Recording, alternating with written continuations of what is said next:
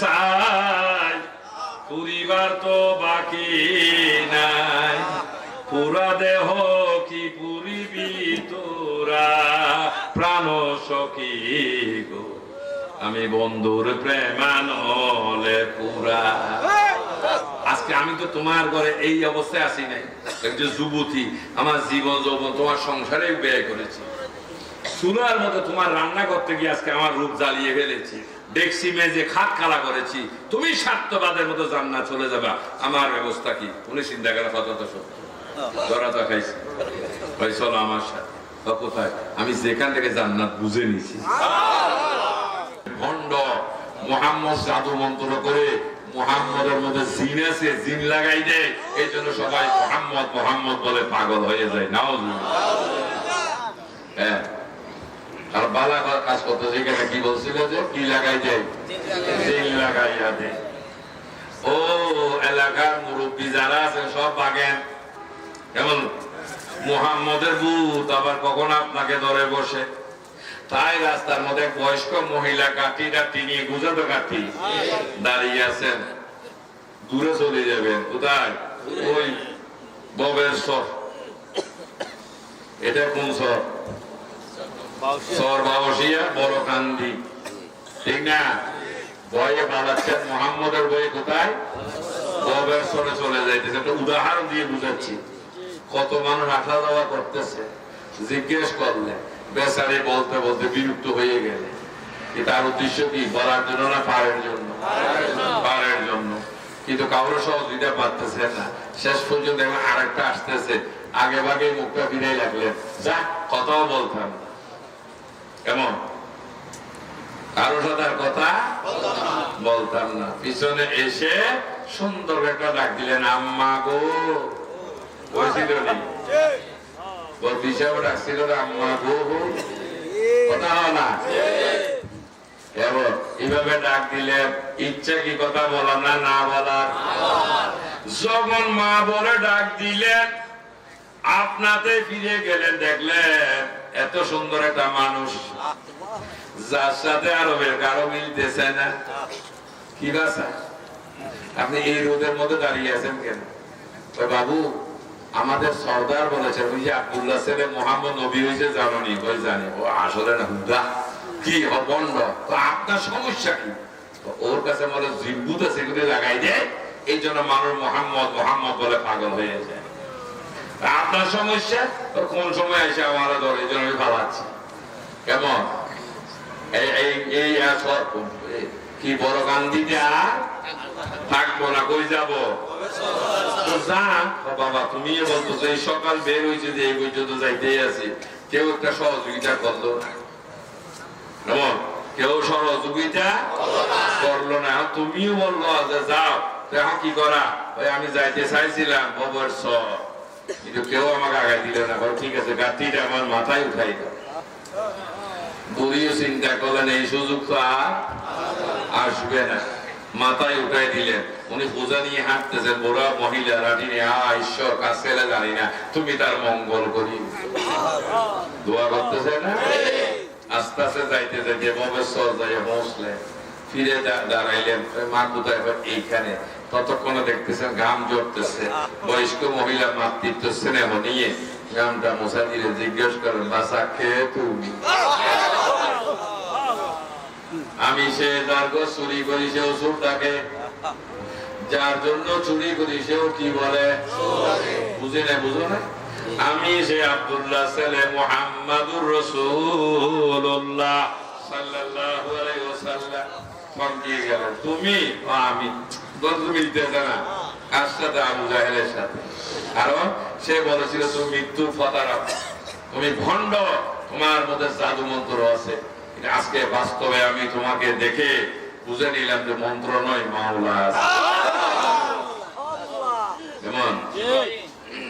তোমার মধ্যে দয়া করে আমাকে সে মাওলা পাওয়ার ব্যবস্থা করে দাও। বেড়া না বেড়ি, আবার আবার বুঝতেছে রাসূলের কাছে কি ঈমান, নবীর কাছে চাচ্ছে, আর নবী সবার জন্য, ঠিক না বেটে? আল্লাহ রাসূল এই দাঁড়ানো অবস্থায় দিয়ে দিলেন কলমার তাওয়াজ্জুহ।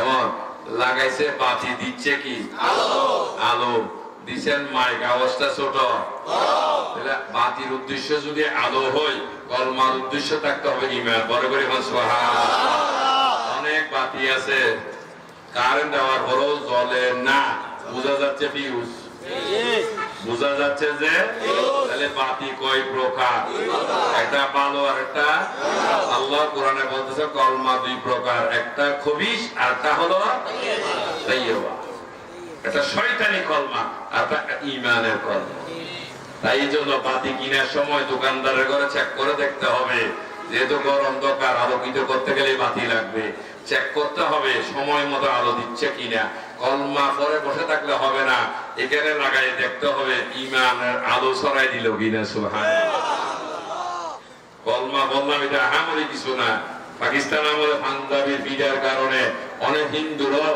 এই পাঞ্জাবি কেটে মাথায় টুপি দিয়ে তারাও কলমা বসছিল তবে সেটা হলো মিয়াদের কলমা যেদিন 16 ডিসেম্বর আমার সোনার বাংলা আমি তোমায় ভালোবাসি কলমাও গেছে টুপিও গেছে মিয়া শেষ ঠিক না বেটি কলমা পরে বসে থাকার মধ্যে আহামরি নাই কলমাকে পাইতে হবে ঠিক না বেটি এই জন্য আজকে যদি সাইয়েদনা আবু বকর কলমা পড়েছিলেন সেই জন্য পরিবর্তন এনেছে যেহেতু কলমা ছিল আলোর কলমা হযরত ওমর একজন জালেম ছিলেন খুনি ছিলেন লোভী ছিলেন সন্ত্রাসী ছিলেন এই মানুষটা আবু জাহেলের কথা ধরে রাসূল কাটতে গিয়েছিলেন সন্ত্রাসী না দরবারে নিয়ে গেছিলেন আবু জাহেল বললেন মুহাম্মদের মাথা যদি আনতে পারো 1000 স্বর্ণের টাকা 130 ওট দিবে সেটা কি সন্ত্রাসী নয় খুনি লোভী না আর উনি খুনের চিন্তা করে গেছিলেন আজকে ওমর কি খুনি ওমর লোভী ওমর সন্ত্রাসী উনি একজন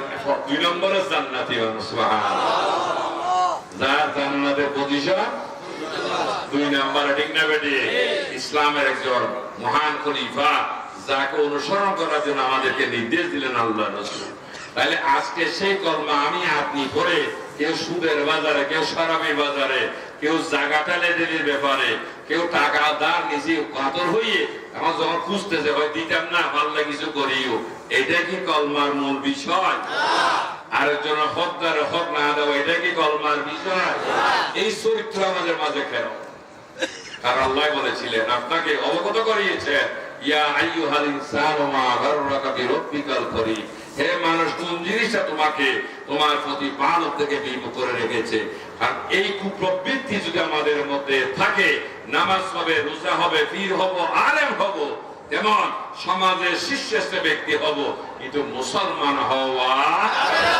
ক্লিয়ার কিনা এই জন্য এগুলোকে আল্লাহ অবগত করেছে কোন শক্তি দিয়ে ওমর যদি এই কলমার মধ্য দিয়ে এই শক্তি সংগ্রহ করে যদি আজকে সেখান থেকে নিজেকে পরিবর্তন করতে পারে তাহলে আমাদের জন্য কি ব্যবস্থা নেই এই জন্য সবার জন্য বাধ্যতামূলক কলমার এই শক্তির জন্য প্রত্যেককে বর্তমান প্রেক্ষাপটে রাসূলের বাজারে যাইতে এই জন্য বলেছিলাম যেখানে কি আমি তো দমকানি খাইছিলাম কেমন তাহলে বোঝা যাচ্ছে নবীকে ওখানে গিয়ে পাওয়া তাই বলে বসে গেলে হবে কোরআন শরীফ দেখতে হবে ঠিক না কোরআনে রাসূলের ইঙ্গিত কোন দিকে দিচ্ছে বলতেছেন মুমিনের জানের চাইতে রাসূল নিকটে আছে আবার আরো জায়গায় বলেছেন ইন্না রাহমাতাল্লাহি করিবুম মিনাল মুহসিনিন নিশ্চয় আল্লাহর রহমত মুহসিনের মধ্যে ঠিক না বেটি আজকে আরবেলে চেয়ার আপনার মতো একজন মানুষের কাছে যদি ওই আমি তার থেকে কিনলে কিনা আমি সরাসরি ডাইরেক্ট কিনা দিবনি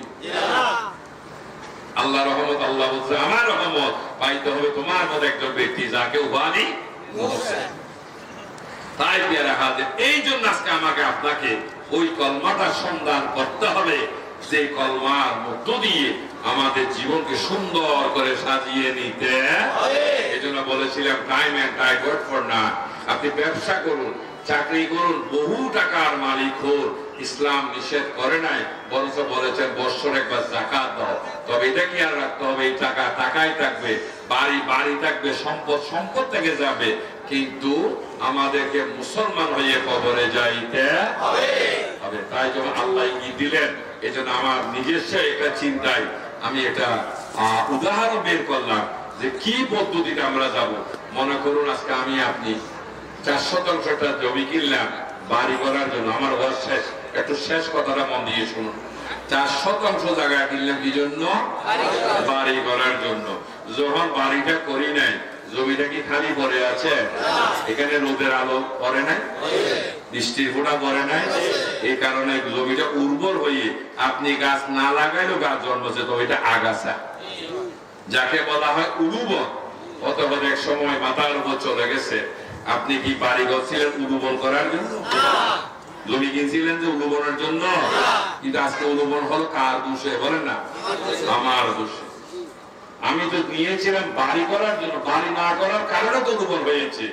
আর যে উলুবন হয়েছে, এটা বিষাক্ত ফানক সাপ ঢুকলেন এক সময় এই উলুবনের ভিতর। খুঁজে দেখলেন যে বিশাল নিরাপদ ব্যবস্থা, তাই সে সাথী খুঁজে এবার এখানে সংসার পেতে ছিলেন একজন, হইলেন দুইজন, তারপরে হলো বহুজন। জমিন টাকা কথা বলে আমার, তাহলে আজকে আমার দোষে উলুবনও সাপও এবার জানতো জমির কিনে দেয়। এমন ভিতর থেকে সিগন্যাল দিছে নি, তাহলে জমি আমার ভয় দেখাইতেছে আমাকে, দোষীকে কথা বলে আমি দোষী। তাই বলে কি ফেলে রাখবো? ভাই একজন কামলা লাগায়, যখন উলুবনের খাস করে টান দিলেন, সাথে সাথে স্লোগান আসতেছে ভিতর থেকে, এখানে আমরা আছি, চলে যা। এই বইয়ে চলে গেলে হবে? তখন একজন মুরব্বীর কাছ থেকে পরামর্শ নেন, এই জমিটা কিনছিলাম বাড়ি করার জন্য, কিন্তু সাপের আঁকড়া হয়েছে, কিভাবে বাঁচি? উনি বলেন, বাবু এক কাজ করো, কিছু শুকনা খড়পোটা জোগাড় করো, তারপর আমাকে খবর দিও, ঠিক না বেঠি? তো খড়পোটা জোগাড় করার পর উনি দেখলাম আসলেন কোথায় জায়গায়, এবার পকেট থেকে মেজ বের করে দিলেন, আগুন শুকনা নারায় নারায়, বুঝেননি? এখানে কি হয়? খের, খের, খেরের মধ্যে আগুন জ্বললে, জ্বলতে শুধু খের, উলুবন জ্বলে না? বরাবরই। এখন কি সাপ সামনে আসে না ভাগে? মুরব্বী বলে গেলেন, কোন অবস্থাতে যে আগুন নিবে না যায়, যে কোনো বিষয় ব্যাপারে সচেতন থাকতে হবে। তবে ডানে বামে যখন আগুন নিতে নিতে শেষ মাথায় নিলেন, বনসে সাপ আসেনি। এবার পরিষ্কার হয়ে গেল, যেটা অর্জন করেছে টাকা পয়সা, এটা দিয়ে এবার বানান সম্ভব হলে একটা টাওয়ারও বানান, যদি অর্থ থাকে, ঠিক না বেরিয়ে? যেমন ফুসর ঘর, ছনের ঘর, টিনের ঘর, সাইডতলা বহুতল, আবার টাওয়ারও বাঁধে, যার কাছে পয়সা কম। কথাটা বুঝাইতে পারলাম কি? এই যে জমিটার কথা বলছিলাম, এইটা দেহটা বানানো হয়েছে আল্লাহর ইবাদত করার জন্য। তাই জমি কিনা রেজিস্ট্রি করা মানে কলমা পড়ছিলাম, ইসলামের মতো ধর্ম গ্রহণ করেছি। যখন আদেশে কাজ করি নাই, করেছে আরেক কাজ, যেটা আল্লাহ নিষেধ করেছে, ওটার নাম গুনাহ। গুনাহ মানে উলুবন। এই উলুবন হতে হতে এমন একটা পর্যায়ে গেল, আজকে গুনাহ করার কারণে শয়তান আমার আপনার মধ্যে জায়গা নিয়েছে। এমন এবার যখন দুটো রেডি করছে, এখন উপায় কি? তাহলে এখন তো উলুব বাঁচতে গেলে যতই আমরা এখানে জার ফুক করি, কাজ একজন মুরব্বী লাগবে, কথা মুর্শেদ লাগবে। কি লাগবে? তার কাছে একটা মেজ আছে, আগুন আছে। আল্লাহ বলতেছেন, ইন্না রাহমাতাল্লাহি করিবুম মিনাল মুহসিনিন, নিশ্চয় আল্লাহর রহমত। তাই পেয়ারা হাজিরিন, আমি একজন গুনাহগার, হিসাব নাবাজ, দ্বীনের একজন নগণ্য সেবক হিসেবে একটা তরিকার রাস্তা গেছি, যেটার নাম কাদেরিয়া। ওই তরিকার মধ্যে আমাদের শিক্ষা হলো 5 ওয়াক্ত নামাজ পড়তেই হবে, তবে আমার শিক্ষার মধ্যে সুন্নত নফল লাগে না, এই শিক্ষা আমাদের মধ্যে নাই। খাইতে গেলে যখন সব আইটেম লাগে, ইবাদত করতে গেলেও সব আইটেমের দরকার আছে। এইজন্য আমার তরিকার মধ্যে বাদ দেওয়ার কোনো সুযোগ নাই। পাঁচজাগানা নামাজের সাথে কিছু ওভার ইবাদত করতে হবে। ফজরের নামাজের পর আমরা একটা খতম শরীফ পাঠ করি কোরআন ও সুন্নাহর আলোকে, ঠিক না বেটি? মাগরিবের নামাজের একটা ফাতিহা শরীফ পড়ি, এশার বাদ একটা দরুদ শরীফ পড়ি। মূল উদ্দেশ্য হলো রসুল পূজার জন্য, ঠিক না বেটি? রসুল পূজার জন্য। শরফুদ্দিন বিসরির মহাব্বত ভালোবাসা পেয়ে যদি উনার বিছনায় আসতে পারে, মুজদাদ আল ফেসানিকে যখন ভারতের সম্রাট জাহাঙ্গীর জিয়ালখানায় বন্ধ করে ফেলেছিলেন, ওই সময় যদি রসুল মদিনায় না থেকে সম্রাট জাহাঙ্গীরের কক্ষে সে ধুমকি দিতে পারে, ওই আমার মুজাদ্দেদকে আর কতদিন বন্ধ করে রাখবে, আপনি যদি সেইভাবে প্রেমিক হন, এই সর্বশিয়া বড় কান্দি থেকে রসুল আসতে পারবেন না। এটা হলো প্রেমের বিষয়। এই জন্য নিজেকে ওইভাবে গড়ে তোলো। আর এটা এমন একটা ধর্ম, এখানে ব্যর্থতার কোনো সুযোগ নাই। আপনার মতো আগেরকার মানুষেরা যদি এই কলমা পড়ে নামাজ দিয়ে আল্লাহ পর্যন্ত পৌঁছতে পারে, কেন আপনি জুয়ার আসরে ঢুকলেন? আপনি তো জুয়া খেলার জন্য, শরাব পান করার জন্য, সুদ খাওয়ার জন্য তো আর ঈমান আনেন নাই। কে নিয়ে ঢুকাইলে? আল্লাহ তো সেটা কষ্ট করেছিল। তবে তার প্রতিষেধক হলো কলমায়ে তৈয়বা, যেটার মধ্যে এমন একটা শক্তি সংযুক্ত আছে। আজকে আমরা সেটা মুখে রাখার কারণে এই লাইট যদি এখানে থাকতো এই আলো পাওয়া যাইতো? তাহলে লাইটের আলো নেওয়ার একটা নির্দিষ্ট যেমন থাকার দরকার, কলমার থেকে ওই ইমানি শক্তি পাইতে গেলে একটা পরিশুদ্ধ কলমের দরকার। তাই রাসূলুল্লাহ সিস্টেম ছিল যে মুখে কলমা নয়, বুকে। ঠিক না বেটি? কিয়ামত পর্যন্ত যে আল্লাহ আপনাকে আমাকে অবগত করলেন এই ওষুধ নেওয়ার জন্য, যে ওষুধের নিয়ে রাসূলের আবির্ভূত হয়েছেন, নবী জাহেরি ভাবে না থাকলে ওষুধ কিন্তু বন্ধ কিয়ামত পর্যন্ত অব্যাহত থাকবে। তাই পাওয়া যাবে কুনু মাসাদিকিন, সত্যবাদীদের সাথে হতে হবে। এই জন্য মহিলার জন্য রাসূলের দরকার ছিল না, কারণ ঈমানের দরকার।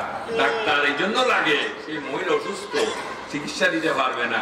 কিয়ামত পর্যন্ত একজন মহিলার জন্য কোরআন যদি বলে থাকে ইয়া আইয়ুহাল্লাযিনা আমানুত্তাকুল্লাহা ওয়া কুনু মাস-সাদিকিন, সেখানে কি নারী পুরুষের কথা বলা হয়েছে না ইমানদারের কথা? আজকে আমার মেয়ে, আপনার মেয়ে উচ্চ শিক্ষার জন্য একা একা পাঠাই দিচ্ছি কোথায়, অস্ট্রেলিয়াতে, কানাডাতে। কি করতেছে জানি না, কারণ আমার মেয়ে শিক্ষিত। এই জন্য যেটা পাঠাইলেন, আপনার মেয়ে যদি ইমানের জন্য যদি একজন সত্যবাদী সাথী হয়, একজন মহিলার নাম হলো হযরত সুমাইয়া রাদিয়াল্লাহু আনহা। এই মহিলা তো মহিলা ছিল, সে কখন শত্রু হলো? যখন রাসূলের কাছে গেল। ওই মহিলার লজ্জাস্থান দিয়ে তিকজুকাই আবু জাহেল বাহিনী নির্মমভাবে হত্যা করেছিল। সে আবু জাহেলের বদমাশি করার কথায় সাই দেয় এই জন্য, এই জন্য নাকি ঈমান আনার জন্য? আজকে সেই মহিলা হাসতে হাসতে মারা দিয়ে ফেললেন, মারা গেছে, কিন্তু রাসূল ছাড়ে। তাই এই জন্য আমাদের জীবনে একজন সত্যবাদী দরকার। আজকে হযরত রাবিয়া বসরির নাম শুনে নাই এমন কোন লোক নাই, ঠিক না বেঠি? উনি কি এটা নিজের কৃতিত্বে করেছিলেন? ওনার তো মুর্শিদ ছিলেন হযরত হাসান আলী রাদিয়াল্লাহু তাআলা, যার কাছ থেকে এই কলমার সবকটা নিয়ে। কেমন আজকে আমরা আমাদের মেয়েদেরকে শিক্ষকের কাছে পাঠাচ্ছি, ওখানে কি বসে কি আড্ডা দেয়? শিক্ষাটা নিয়ে বাড়িতে এসে পড়তে হয় না? মনে হয় কথা বলেন না? ডাক্তারের কাছে কি বসে থাকে? প্রেসক্রিপশন নিয়ে বাড়িতে আসতে হবে, ওখানে প্রেসক্রিপশন, এখানে ওষুধ, ঠিক না বেঠে? ওষুধ খাই বাড়িতে। তাই এই জন্য আমার কাছে বায়াতায় আমি বুঝি না বাবু, শুধু কথা রাসূলের পথ দেখাই দিচ্ছি, একটা পথ দেখাই দিলাম, এই কাজগুলো করো। এখন করে যদি তারা উপকার পায়, অনুভূতি আছে আলহামদুলিল্লাহ। তাই জন্য যখন উমরকে জান্নাতি ঘোষণা দিয়েছিলেন, এখানে অনেক উলামায়ে কেরাম আছে, আমি ওনাদের কাছে প্রশ্ন করতে চাই, কোন সাহাবার সার্টিফিকেটের মধ্যে তার সপরিবার লেখা ছিল? আসলে এই মুবাশশারার মধ্যে যারা 10 জনকে বলেছিল এখানে কোন সপরিবার ছিল? উমর যখন বাড়িতে ঢুকতেছে, এই খাসি আর ধরে রাখে কে? জান্নাত পাওয়ার সাথে বড় খুশি সংবাদ আর আছে নাই? তখন দেখতেছেন উমরের বউ, মনে হয় আজকে পালা ঠান্ডা হয়েছে। ডাক দিলেন, ফকির এত সকাল এত খুশি কেন তুমি? বলতে জানো আজকে আল্লাহ তাআলা আমার রাসূলের মাধ্যমে আমাকে জান্নাতি ঘোষণা করেছেন। সুবহানাল্লাহ। কি বললা যে তোমার এখানে আমাদের নাম ডান নাই হয় না, এখানে সপরিবার নাই, শুধু আমি। তোমার বলো আজকে থেকে বাদ বন্ধ, কাপড়ও দিতাম না। এখন খাইছে নি ধরা কার জন্য? এই দেহকে আমি পুরে পুরে হইলাম সাই, পরিবার তো বাকি নাই, পুরা দেহ কি পুরিবি তোরা, প্রাণ সখী গো আমি বন্ধুর প্রেমানলে পুরা। আজকে আমি তো তোমার ঘরে এই অবস্থায় আসি নাই, একজন যুবতী, আমার জীবন যৌবন তোমার সংসারে ব্যয় করেছি, চুলার মধ্যে তোমার রান্না করতে গিয়ে আজকে আমার রূপ জ্বালিয়ে ফেলেছি, ডেক্সি মেজে খাট খালা করেছি, তুমি স্বার্থবাদের মতো জান্নাত চলে যাবা, আমার ব্যবস্থা কি? উনি চিন্তা করে কত সত্য ধরাটা খাইছি, ভাই চলো আমার সাথে। কোথায়? আমি যেখান থেকে জান্নাত বুঝে নিছি, তোমাকে জান্নাত পেতে হলে ওই বাজারে রাস্তায় পর ধরবি যদি তারে, চলো রাসূলের বাজার। তাই পেয়ারা হাজির, কোরআনের আলোকে সমস্ত বিচারগুলো করতে হবে। ইয়া আইয়ুহাল্লাযিনা আমানুত্তাকুল্লাহা ওয়া কুনু মাস-সাদিকিন। আজকে কেন একটা মেয়ে সংসারের মধ্যে ফেসবুকে প্রেম করে ছেলে মেয়ে ফেলে জামাই ফেলে পালাচ্ছে? সেটা কি শয়তানি নয়? আপনি স্বামী তো ছিলেন, আপনি তাকে দমন করতে পারলেন না কেমন? আজকে কেন অবস্থা হচ্ছে? ওই রসুলের যুগে সাহাবারা তো এইভাবে এরকম ফালাই নাই, তো ফালাইছে নাকি?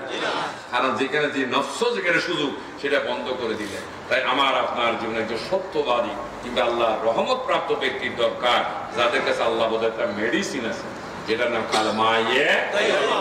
ওই ওষুধটা যখন কলবে লাগাই দেয়, প্রথম অন্তরে জাগবে, আমি আরো আগে এই বোধ আসলাম না কেন? ঠিক না বেটি? উদাহরণ এবং ব্যাখ্যা দিতে গেলে সারা রাত শেষ হয়ে যাবে। শেষ সমাধান হলো, আমার আর আপনার জীবনে আমরা নামাজ পড়ার সময় যে সূরা ফাতিহাটা করি, এটা কিন্তু মূলত দরখাস্ত। আল্লাহর কাছে কি দেওয়া? আল্লাহর কাছে চেয়েছি, আল্লাহুম্মা ইহদিনা সিরাতাল মুস্তাকিম, ওগো আল্লাহ আমাদেরকে সহজ সরল পথে চালাও, সিরাতাল লাযিনা আনআমতা আলাইহিম, ওই মানুষগুলোর মাধ্যমে যারা তোমার নিয়ামতের অধিকারী। ওয়াইরিল মাগদুবি আলাইহিম, তাদের পথে নিও না যারা তোমার কাছ থেকে অভিশাপ লাভ করেছে। ওয়ালাদ দাল্লিন, যারা পথভ্রষ্ট হয়ে গেছে। আমিন, কবুল করে নেয়। তাই আমরা যে নিয়ামত ওয়ালা বুঝেছি, আগে সেই নিয়ামতটাকে বুঝতে হবে। যে নিয়ামত আল্লাহ রসুল পাঠিয়েছেন, কিন্তু আমাদের যুগে রসুল আর যখন নাই, পরবর্তী দায়িত্ব পালন করেছেন সিদ্দিকগণ। যখন ওনারা নাই, পরবর্তী শহীদ, এরপর হচ্ছে সালেহীন, সত্যবাদী। তো যাক পেয়ারা হাজিরিন, অনেক কথা, শুধু ওয়াজের জীবন বন্যা বসাই দিলে হবে না। অমুক হুজুরের ওয়াজ, তমুক হুজুর, এটার জন্য আমরা ঈমান আনি নাই। একজনের কাছ থেকে নিলে হবে, যে কোনো একজন জ্ঞানীর কাছ থেকে আমার করণীয় কি, এই শিক্ষাটা নিয়ে আপনি আমল করে যান। এই জন্য রসুল আর আসবে না।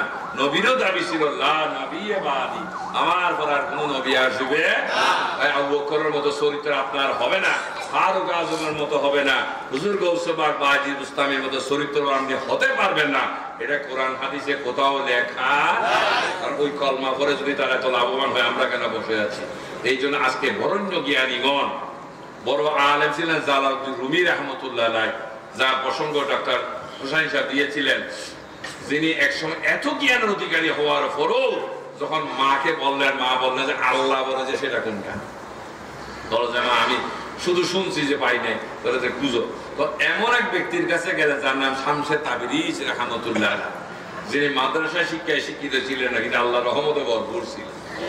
এই জন্য আজকে উনি তার কিতাবের মধ্যে লিখতেছেন, মৌলবী আজ খুদে নাশুদ মৌলাই রুম তা গোলামে শামসে তাবরিজে নাশুদ। আমি রুমির এই সুন্দর হতো না শামসের তাবরিজকে যদি অনুসরণ না করতাম। শামসের তাবরিজ কি শিক্ষা দিলেন? ওই কোরআনের আয়াত, হাসবুনাল্লাহু ওয়া নি'মাল ওয়াকিল, নি'মাল মাওলা। ওটা এমনি পড়ে নাই, এটা এখানে লাগাইলেন। ওই খানার মজা যেমন জিহ্বাতে, ইবাদতের মজা যখন এখানে লাগাইয়া খান দিলেন, দেখতেছেন খোদারও প্রেমের শরাব পিয়ে বেহুশ হয়ে রয়ে পড়ে। আলহামদুলিল্লাহ। তাই পেয়ার উপস্থিতি, পীর হিসেবে আপনাদের দরজায় আসি নাই, ধর্মের একজন নগণ্য সেবক। আর প্রথমে বলেছিলাম নিজে অত্যন্ত গুনাহগার মনে করি, কোন পথে গেলে বাঁচবো। তাই এই জন্য আজকে একটা বাঁচার উদ্দেশ্যে বের হয়েছি। বুঝতেছি দুই একজন সাথী যদি পাই, তাহলে আল্লাহ মুখী যদি নিজেও বললাম, আপনাদেরকে করাই দিলাম, পুরস্কার মানুষের নয়, আল্লাহ দান করবে। এই আশা নিয়ে আপনাদের দরজায় আল্লাহ দয়া করে আসি মাঝে মাঝে। তাই এই জন্য বলতেছি, জিনিসটা চয়েস এবং ট্রাই করে দেখুন, যে কথা শুধু মুখে বললে হবে না। কারণ বায়াতের উদ্দেশ্য হলো রসুল পর্যন্ত পৌঁছা। যেটা আমাকে আপনাকে এই কলমার বাস্তবায়ন করে জমিন থেকে বিদায় নিতে হবে, ওটার নাম মুসলমানিত্ব। আগের কথা, কেউ যদি ঘোষণা দিলেন এই শহর বসিয়া বড় গান্ধী থেকে সূর্য উদয়ের সাথে সাথে যতটুকু যাইতে পারেন, কিন্তু সূর্য অস্তের সাথে সাথে এই জায়গায় আবার পৌঁছতে হবে। এইভাবে যাওয়া আসার মধ্যে টাইম ঠিক থাকলে যতটুকু যাবে এতটুকু জায়গা আপনাকে দেওয়া হবে। লাভের কথা না? কত মন দিয়ে শুনবেন, লাভের কথা। এই জন্য সবাই কি করলো, সূর্য অস্তের সাথে সাথে দিলেন। তো বলা হয়েছে আবার উদয়ের সাথে অস্তের সাথে জায়গায় পৌঁছতে হবে। কিন্তু অনেকেই চিন্তা করলেন যে আগে যাই, গেলে তো ভাইয়া চিন্তা আসছে, তখন তোমার সূর্য ডুবে রাত হয়ে গেছে, এখন দিবে। যেহেতু কথার মধ্যে উদয় অস্তের সাথে কি নাই মিল নাই। এই জন্য আমাকে এই কথা বলার উদ্দেশ্য হলো, আমার নামাজ, আমার রোজা, হজ, যাকাত, এটা কোরআন বলতেছেন, ইন্না সলাতি ওয়া নুসুকি ওয়া মাহইয়ায়া ওয়া মামাতি লিল্লাহি রাব্বিল আলামিন। নিশ্চয় আমার নামাজ, আমার কুরবানি, আমার হায়াত, আমার মওত একমাত্র আল্লাহর নামে নিবেদিত। তাই আমার নামাজ সবকিছু আমাকে দিবে, যদি আমার কলমা শুরু থেকে কবরে যাই যদি মিলে দিতে পারি। সুবহানাল্লাহ। ওখানে দিয়েছেন কখন যদি উদয় হস্তের সাথে মিল থাকে, তাই যেখান দিয়ে শুরু ওখান দিয়ে মান রাব্বুকা মা দীনুকা ওয়া মান নবিয়ুকা, এই প্রশ্নের উত্তর হলো আপনার আমলের ভিতরে। আল্লাহ যেন আমাদের সবাইকে ওইভাবে কর্ম অনুসারে আমল করে। এমন আমি কোন দলকে খারাপ বলবো না, প্রত্যেকে টাকালে দিচ্ছে, কিন্তু আমরা যারা তাদেরকে অনুসরণ করব আমাদেরকে এখানে মিলাইয়ে দেখতে হবে মিল আছে কি। এমন অনেক ব্যবসায়ী কিন্তু আমাকে দেখতে হবে মাল নিব, তবে আমি খারাপ টাকা নিব, ঠিক না বেটি? আমি বলবো না বাবু আমারটা বালা, যদি আপনার পরিষ্কার মধ্যে বালা হয় তাহলে বালা। আমিও যখন আমার জীবনে দীক্ষা শিক্ষা গ্রহণ করার উদ্দেশ্যে, যিনি আমার বাবা হলেন আমার মুর্শিদ, যার কাছ থেকে অনুমতি চাইলাম, উনি আমাকে প্রশ্ন করলো আমি যে তুমি কিভাবে শিও? বললাম কত মানুষ আসো, তোমার কি? তোমাকে আগে পরীক্ষা করে দেখতে হবে আমি মুর্শিদ কিনা। যেহেতু তুমি দরখাস্ত দিয়েছিলে রাস্তায় পর ধর্মী যদি তারে চলো, আমাকে মুর্শিদ হিসেবে আমি আসলে ঠিক কিনা তুই চেক করো। তো বললাম কিভাবে? তো আমাকে বলো ফজরের নামাজ পড়ে আমল গুলো করো, এশারের নামাজের পরে এগুলো করো। যদি ওই করার মধ্যে দিয়ে যদি ওই বাজারে গিয়ে আমাকে যদি দেখো, তাহলে আমি তোমার বাবা নও, তোমার মুর্শিদ। আলহামদুলিল্লাহ বিয়ার উপস্থিতি, কথাগুলো সুন্দরভাবে নিবেন। কর্তৃপক্ষ কিছু খাওয়া দাওয়ারও ব্যবস্থা করেছে, খাওয়া দাওয়ার মধ্য দিয়ে আল্লাহ শুকরিয়া আদায় করবেন। এরপরে গিয়ে শোয়ার আগে একটু চিন্তা করবেন কথাগুলো দরকার আছে কি। কারণ আমি ওয়াজ করি না, আমি ওয়াজ করার চেষ্টা করেছি। আল্লাহ যেন আমাদেরকে দয়া করেন। এই এলাকার কোনো চেয়ারম্যান নাই আছে কিনা? কথা বলবেন। উনি কি সম্মানী না অসম্মানী? আচ্ছা কোন এখন মনে করেন এই পরিবেশে যদি উনি আসেন চেয়ারম্যান সাহেব সম্মানী, তাহলে উনি এখানে বয়স্ক আছে, ছোট আছে, মাঝারিও আছে, ওনাকে সম্মান করবো না? এই সম্মান একটা সালাম দেয় না? কথা বলেন না? সালামটা কি বসে দেয়? দাঁড়াই যে এত সম্মানী কে সম্মান করা। একটা এলাকা চেয়ারম্যান যদি সম্মানী হয়, তারও যদি একটু দাঁড়াইয়া সালাম দিই, নবী চেয়ারম্যানের সীমা রাখা গেলে মক্কা মদিনায় নাকি না ত্রিভুবনে? ওনার সম্মান বেশি না কম? আবার বলেন, আবার বলেন। সালামটা কি বসে দিবে না দাঁড়িয়ে দিবে? বলেন না, ইয়া নবী সালাম আলাইকা ইয়া রাসূল সালাম আলাইকা সালাম আলাইকা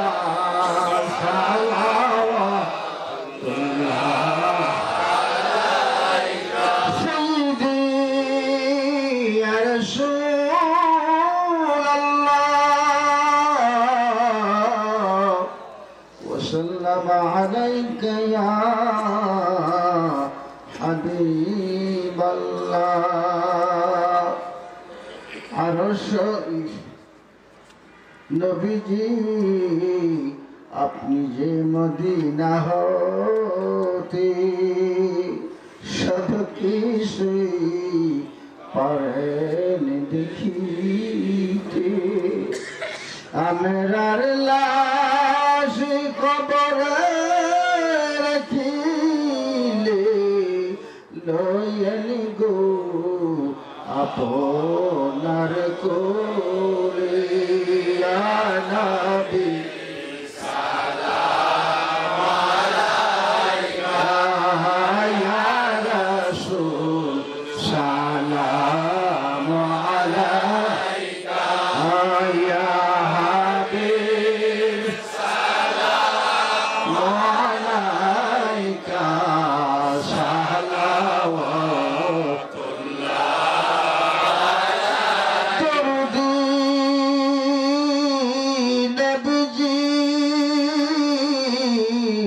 কান্ডারি আমার নবীকে বলে আপনি দূরে আসেন যে হৃদয় জুড়ে, দেখা দেন পর্দা উঠায়া দেখিতাম নয়ন বলিয়া।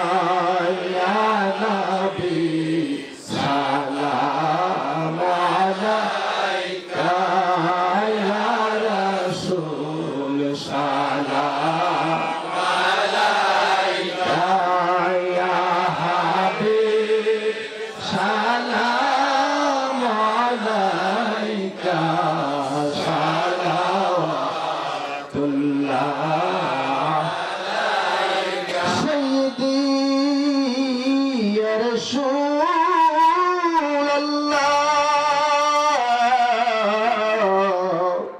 وسلم عليك يا حبيب الله عرشك কাবা মদিনা পুরুষকা কাবা মদিনা কাবা কাবা মদিনা বলে লাগা ঠিকানা ইয়া নবী সালাম আলাইকা ইয়া রাসূল সালাম আলাইকা ইয়া হাবিব সালাম আলাইকা সালাওয়াতুল্লাহ আলাইকা بلغ العلا بكماله كشف الدجى بجماله حسنات الجميع صلوا عليه إن التيار حسب يوما إلى أرض الهرم بلغ سلامي روضة فيها النبي المهتشم بلغ العلا كشف الدجى بجماله حسنات الجميع صلوا عليه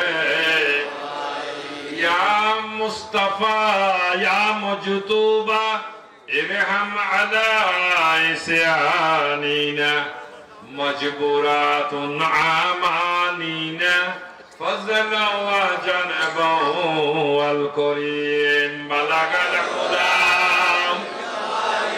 كشف الدجى بجماله حسنات الجميع صلوا عليه وآله الحمد لله উপস্থিতি দোয়া রাখবেন আল্লাহ যেন মৃত্যুর আগ মুহূর্ত পর্যন্ত ঈমানের ইসলামের খেদমত করার আল্লাহ তৌফিক দান করেন। অসংখ্য মুবারকবাদ অত্র এলাকাবাসী যে এত রাত পর্যন্ত সবাই যে যুবক ছেলেরা নাচে গানে ভরপুর থাকে আল্লাহ যে আজকে ইবাদত আসার তৌফিক দান করেছেন। তবে যুবক একদিন প্রবীণ হবে, প্রবীণ থেকে বয়স্ক হয়ে যাবে। দুনিয়ার এই রং কিন্তু চিরস্থায়ী নয়। এই জন্য এই সুবাদে আমার রাসূল বলতেছেন আমার উম্মতের মধ্যে কেউ যদি জওয়ান খালে তওবা করে তার ওই তওবা হবে আমার আগের নবীদের তওবার সমতুল্য। এই জন্য ব্যবসা করুন, চাকরি করুন।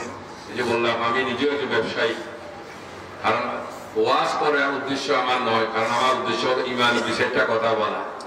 সেই হিসাবে সাথী খুঁজতে বের হয়েছি। আলহামদুলিল্লাহ এখানে যারা আমার তরিকাত লোক সারা শুধু একটু হাত তুলেন। আলহামদুলিল্লাহ দেখেন, এলাকাবাসী দেখেন, হাত নামান। এরা আপনাদের আশেপাশে, এটা চট্টগ্রামের নয়, আসলে কয়েকজন, বাকিরা সব আশেপাশে টানা। আর তাদের কাছে আমি বুঝাবার চেষ্টা করেছিলাম, আলহামদুলিল্লাহ তারা আমলগুলো করে মনে কিছু ফায়দাই নেই, কারণ আমারটা আমাকে বুঝে নিতে হবে। যদি আমি না বুঝি তাহলে আমি কিভাবে স্যাটিসফাই আমি যে মুসলমান। এই জন্য আমার তরিকার মধ্যে মুসলমান দাবি করার কোনো সুযোগ নাই, যেহেতু সার্টিফিকেট দেখাইতে হবে। আমাদেরকে সবাইকে এমন ইবাদত বা আমল করতে হবে যে আমলের দ্বারা আমরা যেন মুসলমান হতে পারি। আলহামদুলিল্লাহ পেয়ারা বুঝা দিলাম আমাদের করণীয় কি। আমরা কোরআন ও সুন্নাহর আলোকে 3 বার আমল করি। বাকিগুলো হলো আমাদের আজকে মোবাইল ফোনে আমরা প্রতিদিন কিছু চার্জ দিই, ঠিক না বেটি? প্রতিদিন টাকাও ঢুকাইতে হয়, প্রতিদিন 15 দিন 20 দিন 1 মাস পরে, ঠিক না বেটি? কিন্তু চার্জ দিতে হয়। এই জন্য আমরা প্রতিদিন চার্জ দিই 3 বার আমল করে। তো মাঝে মাঝে আমাদের এখানে লতিফাগুলোর মধ্যে তাওবা জন্য 6 মাস করবো।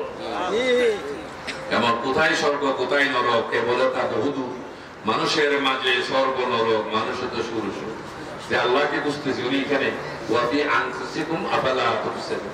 আল্লাহ বলতেছে আমি তোমার মধ্যে আছি, কেন দেখো না? তাহলে আমার কর্ম অনুসারে আমি যদি আল্লাহ বুঝতে চাই, এই বিকট অন্ধকার আর বিশাল এই পৃথিবীর মধ্যে কোথায় গিয়ে বুঝবো? তাই আল্লাহ রাসূল নিজে দয়া করে আমাদের মধ্যে আসছেন, চলেন একটা এখানে ঈমানের বাতি জ্বালাইয়া তাদেরকে খুঁজে নিয়ে আল্লাহ যেন তৌফিক দেন। দোয়া করবেন তাদের আন্তরিকতা ভালোবাসায় এলাকার সম্মানিত মুরব্বীরা আন্তরিকভাবে সহযোগিতা দিয়েছেন। আজকে যুবকেরা সহযোগিতা দিয়েছেন, প্রবীণরা দিয়ে উপস্থিত হয়ে আজকের এত বড় জলসা। আল্লাহ যেন সবাইকে মুসলমানের বাজারে যাওয়ার তৌফিক দান করেন। সময় আর নষ্ট নয়, কত যুবক মারা যাচ্ছে। কেমন আজকে সন্তান, যে সন্তান সামান্য যে নুতফত বীর্য নাফাক পানি থেকে আমাদের কিভাবে আকার ধারণ করিয়ে আল্লাহ নিজের রূপ করে দিয়েছে। তাহলে 10 মাস আমাদেরকে মায়ের গর্ভ পেয়ে লালন পালন করে অনেক সময় বাচ্চা ডেলিভারির সাথে সাথে মারা যায়, ঠিক না বেশি? যে কোথা মায়ের গর্ভ ফালতে পারলে দুনিয়াতে 100 বছর ভাল লাগে, ওটার গোড়ানোর অভাব আছে। আমাকে আপনাকে শিক্ষা দিলেন যে বান্দারে আমি তোমাকে এই সময় মৃত্যুদণ্ড দিতে পারতাম, যখন সময় দিয়েছি তাহলে কিছু করে আসো। আজকে তারাই বাদশা, তারাই রাজা যারা দুনিয়া থেকে আমল করে কবরে গেছে।